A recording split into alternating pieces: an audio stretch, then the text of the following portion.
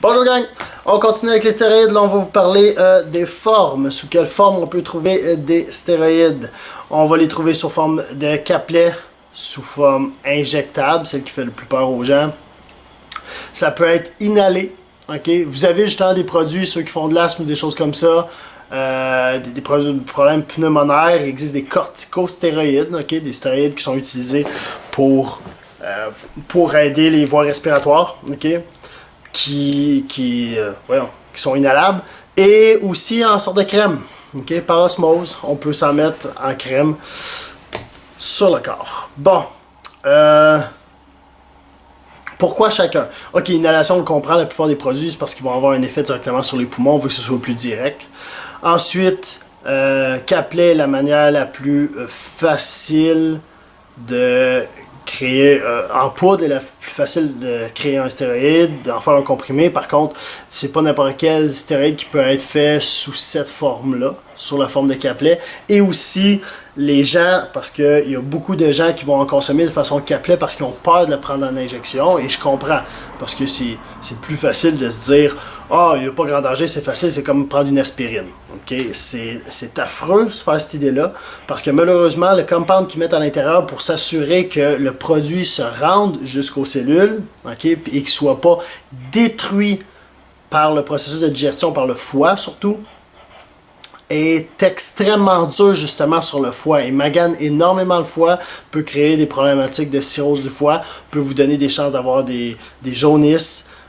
C'est grave, ça peut le démolir, et on s'entend que le foie est l'organe du corps avec le plus grand système de régénération qui existe. Okay? Il peut en supporter en terre, fait que si vous arrivez à le scraper, c'est que vous avez abusé solide. Et c'est dur et ça magane très fort ce produit-là.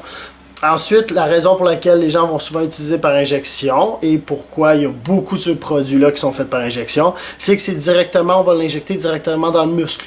Donc, c'est plus direct, ça va directement après ça dans le sang, ça se promène d'un muscle à l'autre et ça va rester actif plus longtemps. Quand c'est quelque chose que vous allez prendre oralement, qui peut se prendre en capelet, mais aussi certains qui sont liquides. Ça va avoir une durée de vie, ok? On appelle ça half-life, où la durée de vie va être très très courte. Un produit va être actif dans le corps pendant peut-être une journée, même quelques heures pour certains. Fait qu'il y a certains produits qu'il faut qu'ils n'arrêtent pas de le consommer 2 à 3 fois par jour, qu'il faut prendre un capelet et ainsi de suite. Pendant que par injection, ça peut être une fois par 3 jours, 3 fois par semaine, ce qui est suffisant. Encore là, et j'ai vu quelqu'un, il y a des risques en capelet, c'est très dur sur le corps. Musculairement, un peu moins de risques par l'infiltration, mais j'ai déjà eu une histoire de proche, un ami d'un ami, toujours des histoires de même, qui se l'est injecté dans le nerf sciatique. Okay? Comment tu fais pour être là? Écoute, l'histoire est assez vague sur comment tu fais pour faire ça, mais il a passé proche de perdre sa jambe. Okay? Il y a des risques à ça aussi, ça c'est juste de l'avoir mal placé, mal injecté au mauvais endroit, longueur de seringue, peu importe, ok?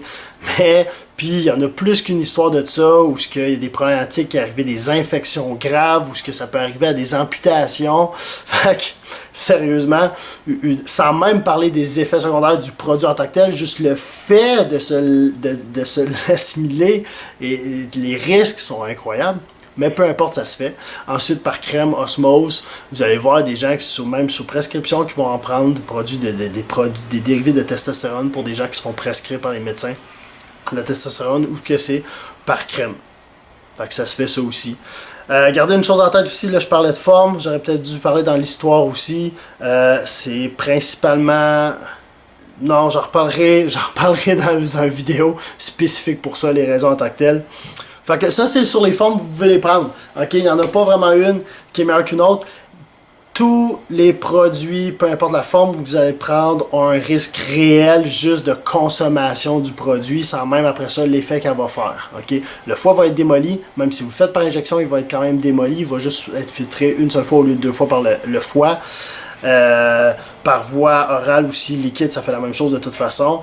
Ensuite, respiratoire peut être dur aussi sur les voies respiratoires, mais ça dépend du produit, puis de toute façon, c'est encore une question d'abus. Fait que voilà les formes. Ciao!